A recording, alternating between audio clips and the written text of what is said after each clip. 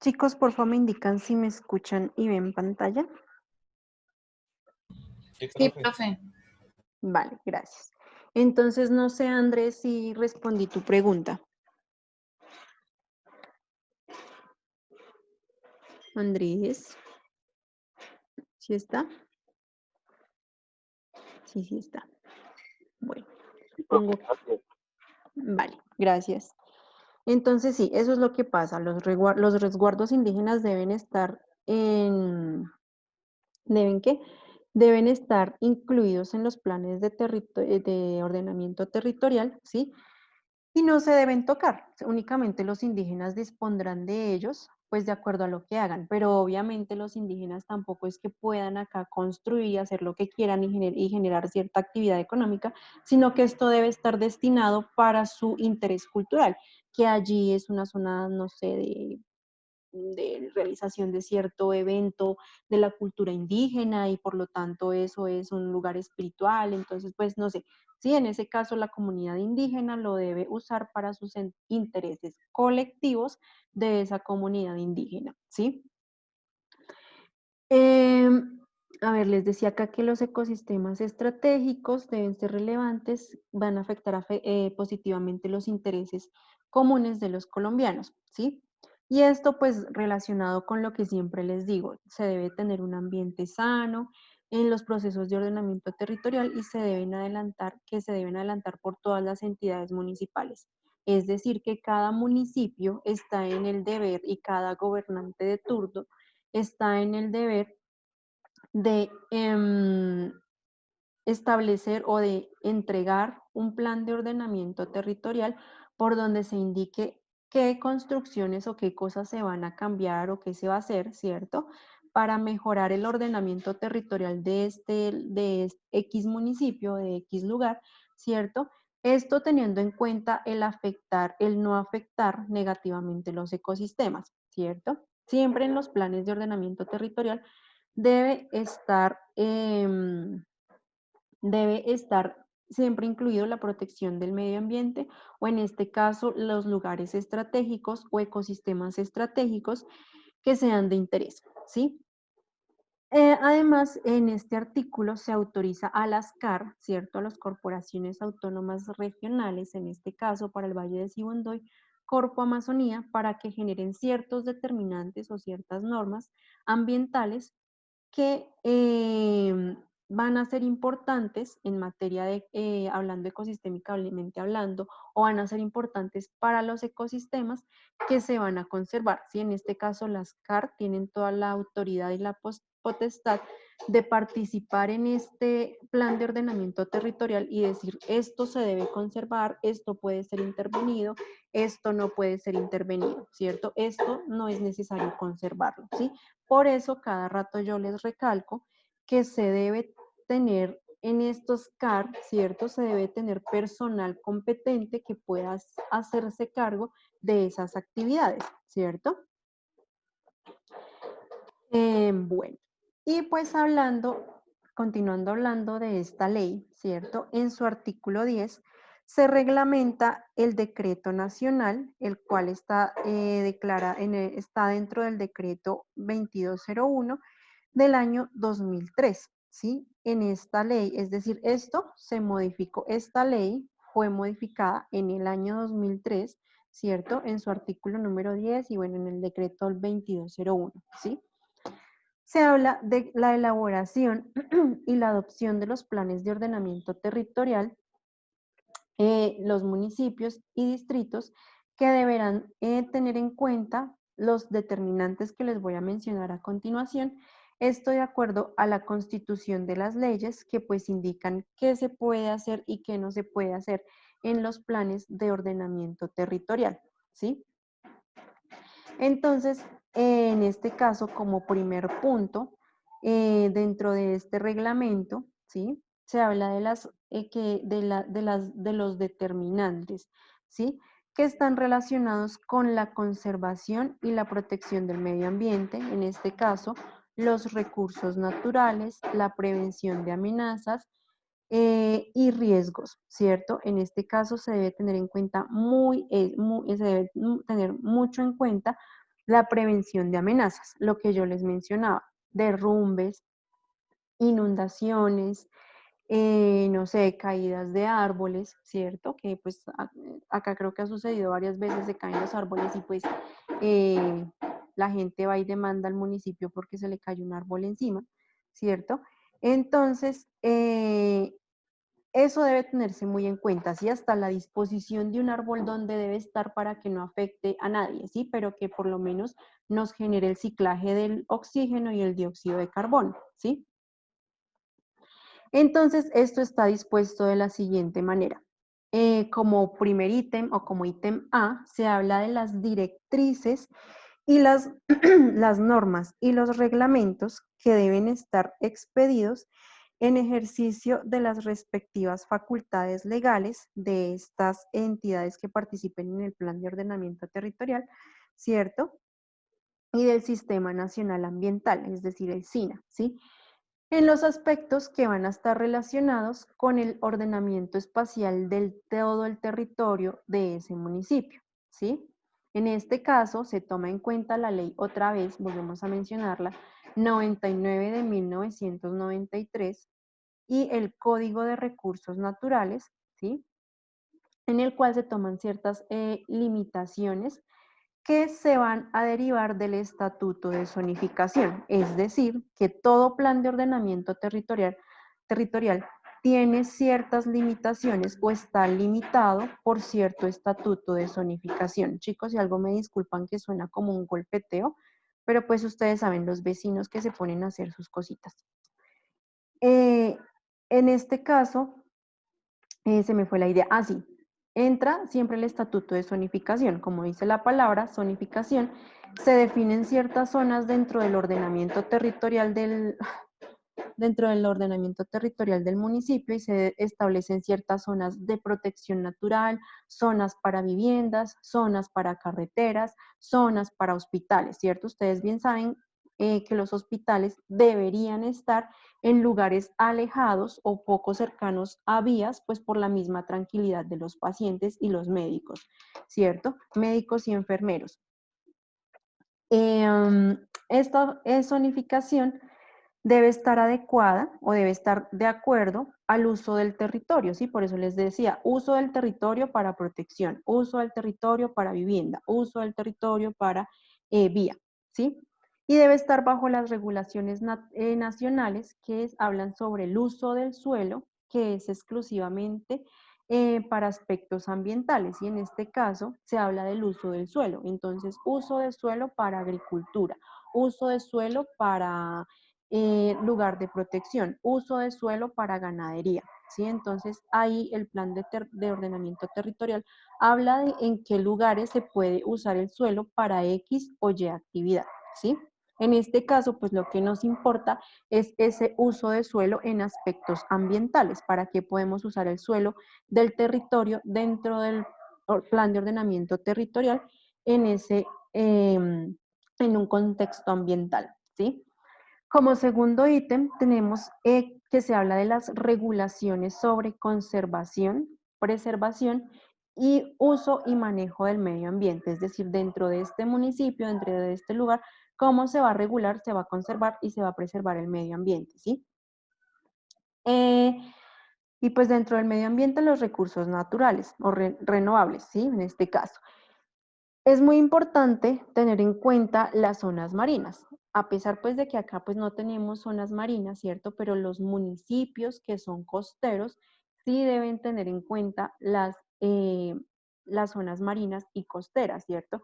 Es decir, en qué zona puedo pescar, en qué zona puedo hacer turismo con X lancha, en qué zona pueden estar los turistas bañándose, ¿sí? Por eso yo no sé si ustedes han ido al mar, les indican en este lugar se pueden bañar, en este lugar no se pueden bañar, ¿cierto? Este lugar es de pesca, este lugar es para que pasen barcos. No sé si ustedes a principio de año veían una noticia por allá en Cartagena, si no estoy mal, que se quejaban mucho de que los barcos estaban matando a turistas que andaban nadando, ¿cierto? Entonces acá es donde se ve que hay desorden en el plan de ordenamiento territorial, ¿cierto? Entonces no se sabe dónde se pueden bañar los turistas, no se sabe dónde pueden andar los barcos o estas lanchitas, ¿cierto? Y por lo tanto entonces se cruzan y pues el uno mata al otro, un accidente obviamente, pero pues es por este desorden de ordenamiento territorial, ¿sí? Entonces, también se deben hablar sobre las disposiciones que van a ser producidas por la corporación autónoma, es decir, las CAR deben estar muy presentes en eso para definir qué va a hacerse ambientalmente o va a hacer esa autoridad ambiental que va a hablar de una jurisdicción, en este caso las CAR, van a hablar de dónde van a estar las reservas, ¿cierto? Esa administración o la sustracción de esos distritos de manejo integrado, cómo van a manejar esos recursos de esas reservas, ¿cierto? Los distritos de conservación del suelo, ¿dónde van a quedar? ¿Dónde se va a promover la conservación del suelo, cierto? Las reservas forestales, ¿dónde van a quedar? Los parques naturales también, ¿dónde van a quedar? ¿O qué parque natural se puede quitar y cuál se debe dejar, por ejemplo? Em, ¿Cuáles van a ser de carácter regional o de carácter municipal? ¿Sí? Las normas y directrices para el manejo de las cuencas hidrográficas, es decir, la CAR, qué normas va a imponer o qué va a decir para que se pueda manejar para que se puedan manejar las cuencas hidrográficas o el abastecimiento de agua, ¿sí? Em, Esto pues va a ser hecho por las corporaciones autónomas regionales o en dado caso que no exista corporación autónoma regional, pues por la autoridad ambiental competente de la respectiva jurisdicción. Entonces, supongamos que acá no hay una CAR, acá en Sibundoy no hay CAR, entonces debería haber un ente ambiental que se encargue de esta actividad, ¿cierto? Que debe hacer la corporación autónoma, ¿sí? Y pues las directrices, normas expedidas por las autoridades ambientales para la conservación de áreas de importancia, de especial de importancia.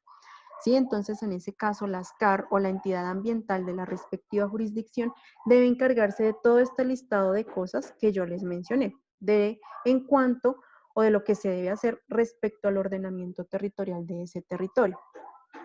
Como tercer ítem, podemos hablar de las disposiciones que reglamentan el uso y el funcionamiento de las áreas que integran el sistema de parques nacionales naturales, es decir, cómo se va a disponer y cómo se van a usar todas estas áreas que son parques naturales, nacionales naturales y que son reservas forestales, que en general lo que se propone es un uso turístico o un uso de ecoturismo, ¿sí? ¿Cómo se van a utilizar estas áreas?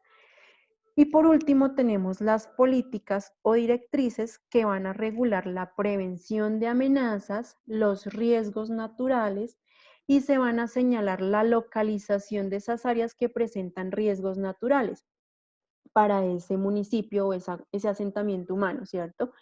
Y pues qué estrategias se van a tomar para manejar esas zonas que van a estar expuestas a ciertas amenazas. ¿Quién me dice acá en el Valle de Sibundoy qué zonas son de riesgo natural?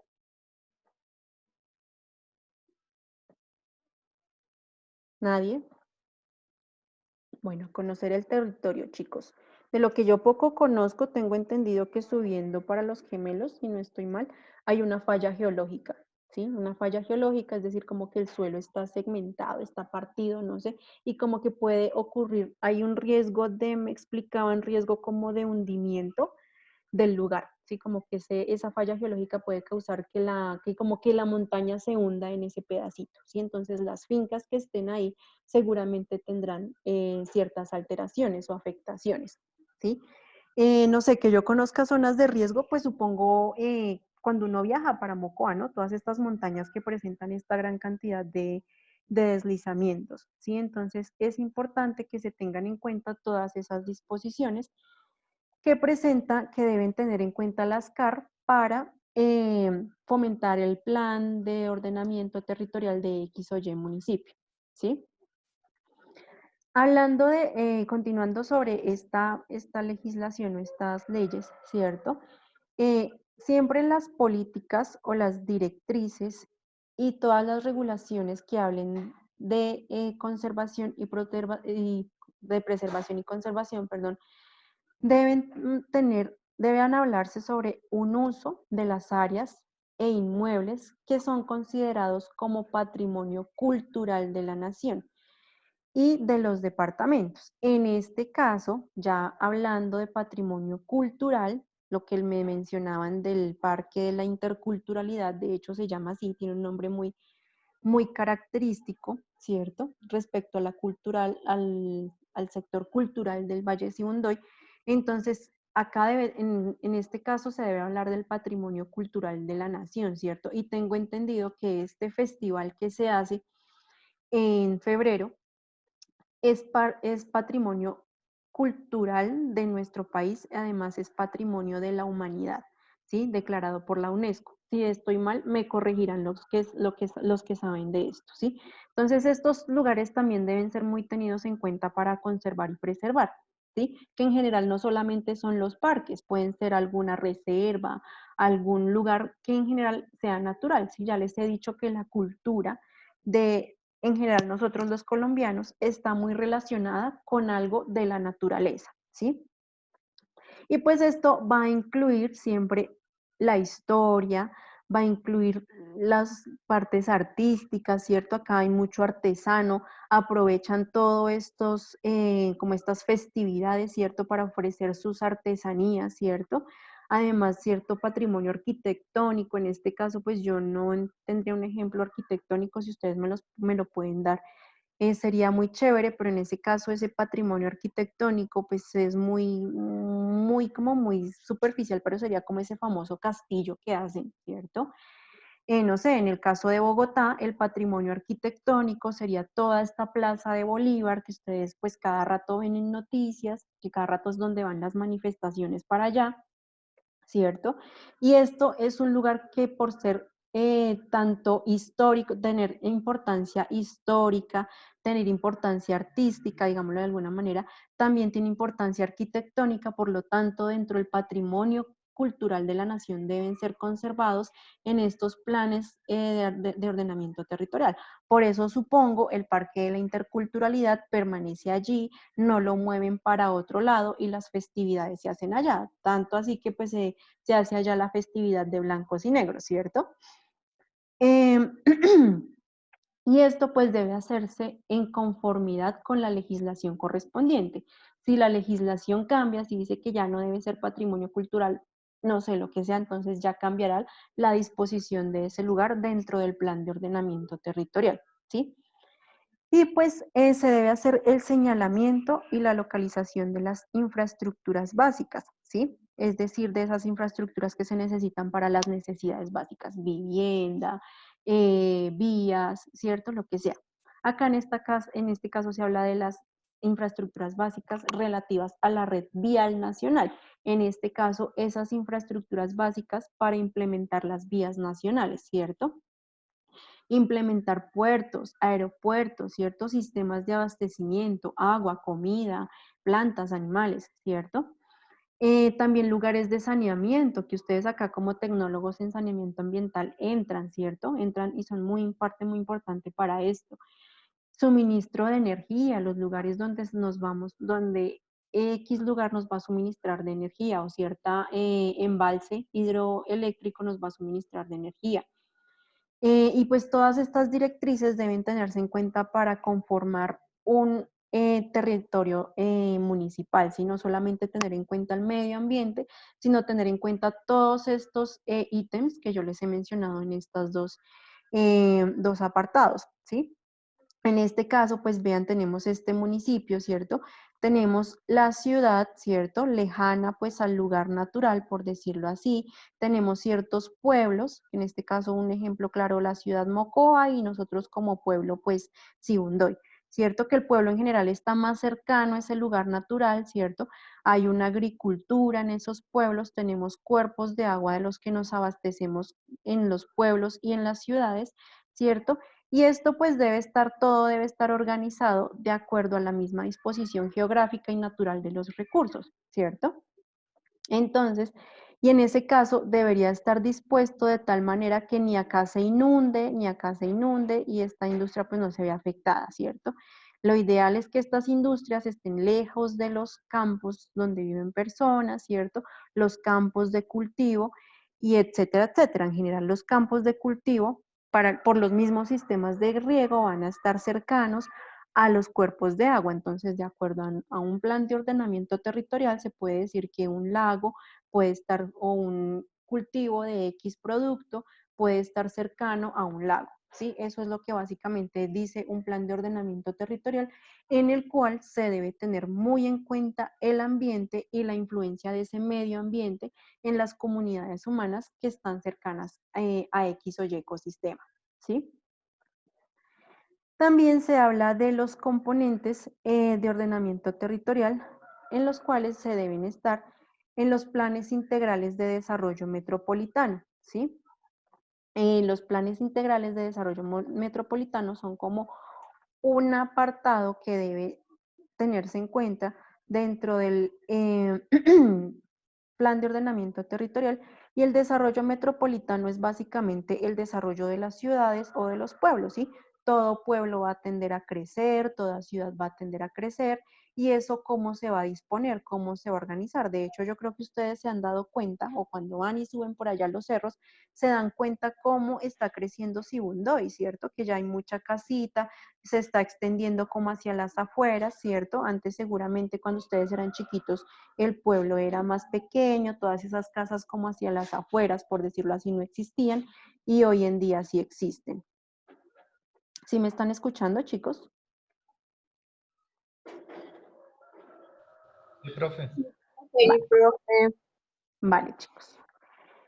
Eh, y pues las normas en general o generales van a establecer ciertos objetivos y criterios que pues van a ayudar a definir esas áreas como metropolitanas, ¿cierto? En todo el asunto de ordenamiento territorial. No solamente entonces debemos hablar de los lugares de siembra, de los lugares de vías, de los lugares de vivienda, sino en qué lugar exactamente va a poder estar ese lugar metropolitano, que es donde nosotros vivimos básicamente, o acá la metrópolis de Sibundoy, por decirlo así, es acá pues todo como la parte central y todas estas casitas como en el sector urbano, ¿cierto? Entonces, ese ordenamiento metropolitano debe incluir hacia dónde va a crecer esa metrópolis sin tratar de afectar los ecosistemas estratégicos, ¿sí? Y pues esto está dispuesto en la Ley 128 de 1994 y en la Ley 338 de 1997, ¿sí? También es importante mencionar que el concepto de ecosistemas estratégicos se utilizó bajo el nombre de ecorregiones estratégicas, ¿sí? Entonces, estas ecorregiones estratégicas son las que van a dar cierto beneficio a las comunidades, como ya les he dicho, cierto servicio ecosistémico.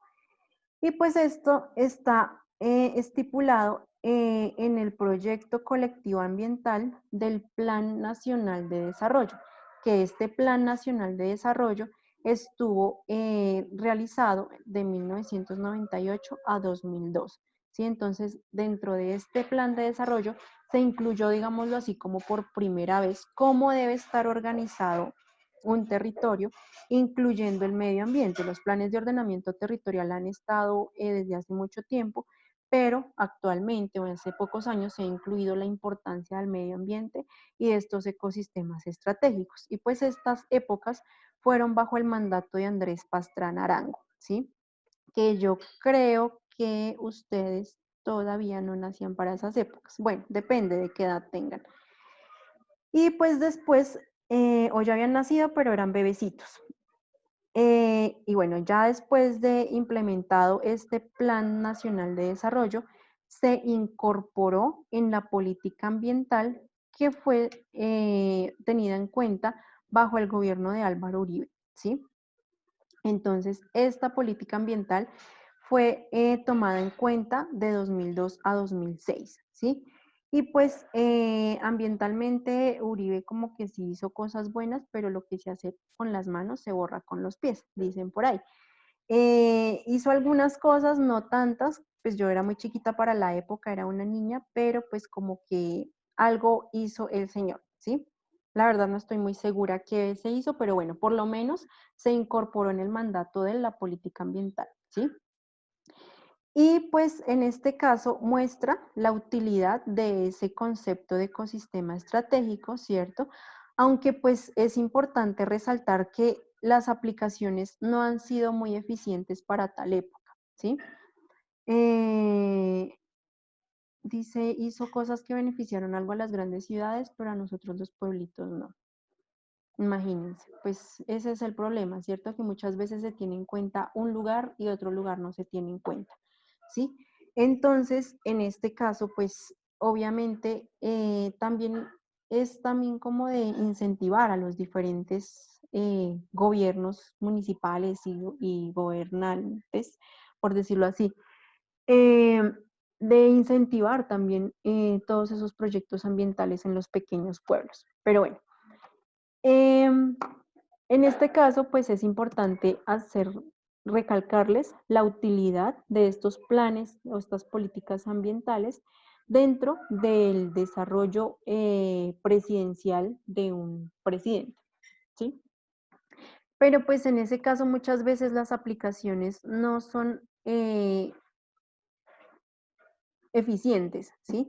Se necesita hacer un poco más para que el medio ambiente pues dé lo que necesitamos, ¿sí? Bueno, y pues también hablando de las ecorregiones estratégicas o de los ecosistemas estratégicos, el concepto fue introducido por el Ministerio del Medio Ambiente en esta época, ¿sí?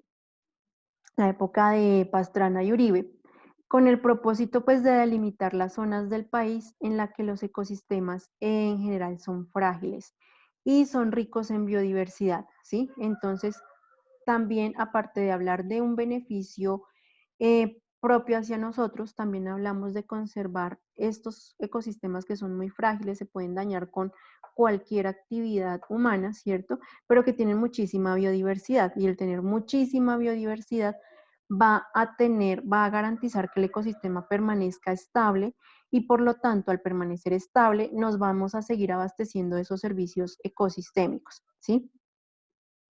Y en este caso, pues toca tener en cuenta los ecosistemas que se estén viendo amenazados por las distintas actividades productivas, ¿sí? Entre estas se debe tener muy en cuenta la urbanización, ¿sí? Ese crecimiento de las ciudades o ese crecimiento que yo les menciono de acá de Sibundoy es un proceso de urbanización que puede ser dispersa o intensiva, ¿sí? En este caso está sucediendo un proceso de urbanización intensiva porque no es una casita allí a los 2, 3 kilómetros o a las cuantas hectáreas hay otra casita allá, ¿no? En este caso es intensiva porque va una casa detrás de otra y es un proceso que está sucediendo relativamente rápido, ¿sí? Y pues en sí, este término trata de dar a entender o de conformar las áreas que deben gestionarse ambientalmente, ¿sí? Y de las cuales se deben conocer los límites para saber, como les digo yo cada rato, qué se debe intervenir, qué no se debe intervenir, qué se debe conservar y qué no se debe conservar, ¿cierto? Y en esto pues debe estar por encima de los límites de las entidades territoriales, ¿cierto? Municipios y departamentos. En este caso, que está creciendo el pueblo y entonces ya está llegando a los límites de San Pedro, ¿cierto? Entonces ahí, ¿qué se va a hacer, cierto? ¿Qué pasa a ser de San Pedro? ¿Qué pasa a ser de Santiago, de Sibundoy, cierto? O en este caso,